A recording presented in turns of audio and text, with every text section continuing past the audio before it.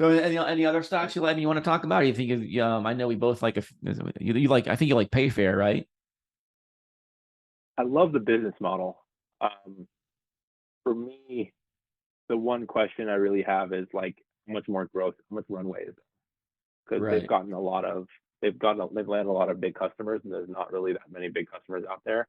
They have to add an ancillary part to their business, I think, to be able Right. to keep growing that at an amazing rate.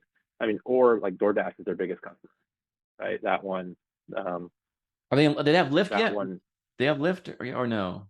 they have Lyft, and so my understanding is that they didn't win Uber. Like Uber went up for bid again for their business, and Uber like wouldn't even consider them because they have Lyft.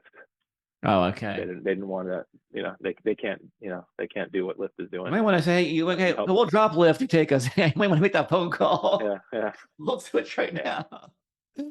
Yeah, but I mean, one thing. So basically, Payfare, basically, the payment solutions for the gig economy. That's what they get gig workers. So they get paid faster and versus traditional means, right?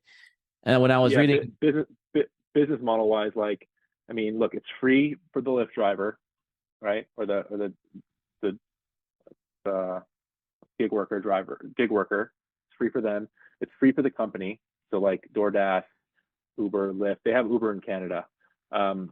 These guys, it doesn't cost them anything, right? And so Payfare, the way they make their money is whenever a driver gets paid, whenever they spend on that card or they spend on that account, there's something called the interchange fee. So banks under, I think it's like 10 billion in assets are still allowed to charge an interchange fee on on debit card transactions. And okay, so just like a credit card, there's like a 2% fee that the merchant pays, that goes to the bank, and Payfare partners with a bank that's under 10 billion, and that's how they make their money. Is they get a cut from that 2%. They share a cut with the gig company as well too. hmm Um, and then as other people, Visa, Mastercard take a cut, the bank takes its cut as well too. So it's really like, in terms of value add, it's amazing, because otherwise the opportunity cost, or the other option that the gig worker has, is they can pay like $1 or $2 and get paid out like that day immediately instead, or they right. can wait until the end of the week and get paid out. So really, like, there's two aspects that, like, because again they've gotten DoorDash, which again DoorDash keeps growing, Lyft is still growing, right? Uber Canada is still growing. Not just in terms of like drivers or gig workers, they also, um, once they implement this program, and like for instance, like Uber Canada, the amount of adoption of drivers in Canada for Uber isn't very high. But now on the sign up pages, like they're having Payfare's account option available to the driver as they sign up, and so that will create more adoption on new drivers, right? That didn't happen before.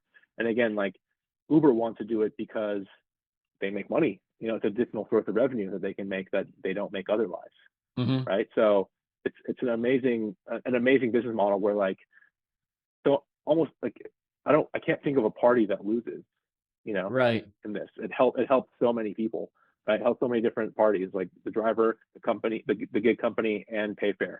hmm So, like that to me is like an amazing value add. The two things where, like, I think they've talked about it, where they want to try to get into that they haven't yet figured out, is, can we also lend to these hmm to the gig worker as well too? Is there like a lending option that we can do? Because again, this is like an underbanked sector, right? That's really the main Right. thing, is they're targeting an underbanked sector. The second thing is, how do we get outside of the gig worker? Can they go Sure. to restaurant workers, right?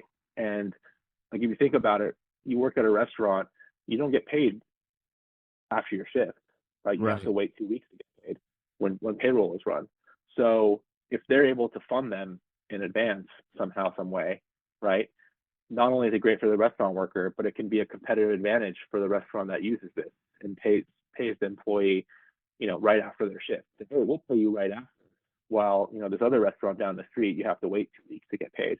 You'll get your Right. tips that night, even though they're credit card tips, right? Instead of waiting for payroll to be run, right? Like that can be a huge advantage. They haven't yet figured that out yet, or I mean, they haven't launched the product that can do that yet. So if they can do that and land some big deals again, like if they can land some of these payroll solution companies, you know, Right. that could be a game changer and opens them up. There's a huge potential runway where they can, you know, land a lot more deals. So that's the part where I haven't gotten comfortable yet. And then also, again, this is one that I just wasn't aggressive enough on. You know, I was looking at it like in the 4s and 5s, and stocks kind of run up